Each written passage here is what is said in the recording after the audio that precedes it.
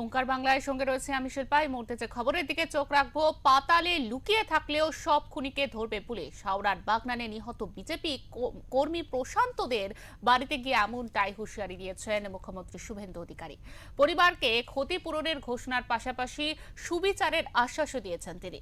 এই ঘটনায় এখনো পর্যন্ত 10 জনকে গ্রেফতার করা হয়েছে। মোট 51 জনের নাম আছে এফআইআরে। বাকি 41 জন অভিযুক্তকে অবিলম্বে গ্রেফতারের নির্দেশ দিয়েছে মুখ্যমন্ত্রী।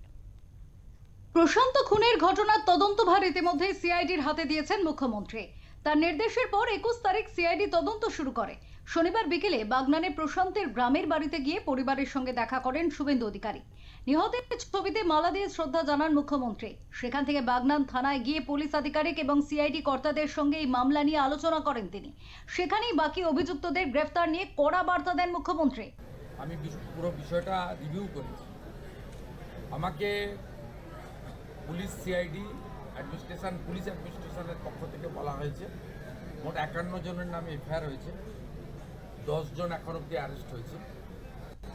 আমি তাদেরকে নির্দেশ দিয়েছি বাকি 41 জন যেখানেই থাকুক, পাতালের ভিতরে থাকুক, ঘুরে বের করে অ্যারেস্ট করতে হবে।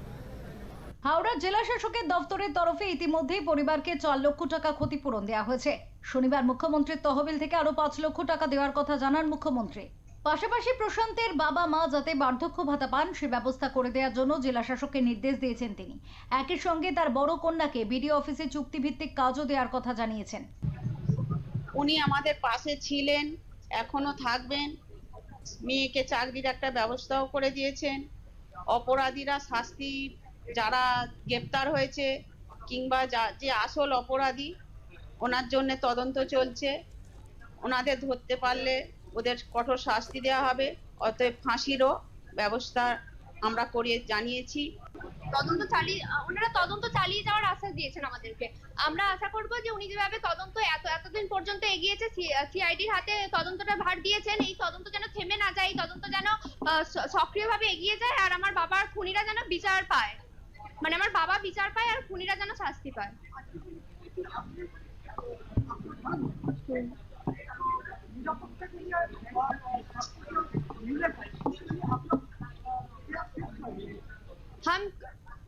আমরা শুধু এটাই আশা করছি যে খুনিরা যেন শাস্তি পায়, আর তদন্ত যেভাবে চলছে তদন্ত যেন এগিয়ে যায়, তদন্ত যেন মাঝপথে বন্ধ কখনো না হয়ে যায়। উনি যেভাবে এতদিন পর্যন্ত আমাদের পাশে থেকেছেন সেভাবেই যেন আমাদের পাশে সারা জীবন থাকেন, আর প্রত্যেকটা মানুষ যেন, এই দেশের প্রত্যেকটা মানুষ যেন নিরাপত্তা পায়। কোনো মানুষকে যেন আমার বাবার মতো খুনের হতে না হয়।